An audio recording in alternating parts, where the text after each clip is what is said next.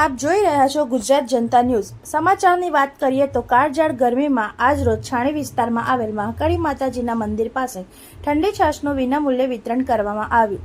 કાળઝાળ ગરમીમાં આકાશમાંથી ઓકાતી અગ્નિવર્ષાના અસહ્ય માહોલમાં છાણી વિસ્તારમાં આવેલ મહાકાળી માતાજીના મંદિરે બાપજી જીતુ ભગતના જન્મદિન નિમિત્તે રોડ પર આવતા જતા લોકોને ઊભા રાખીને ઠંડી છાશનું વિનામૂલ્યે વિતરણ કરવામાં આવ્યું।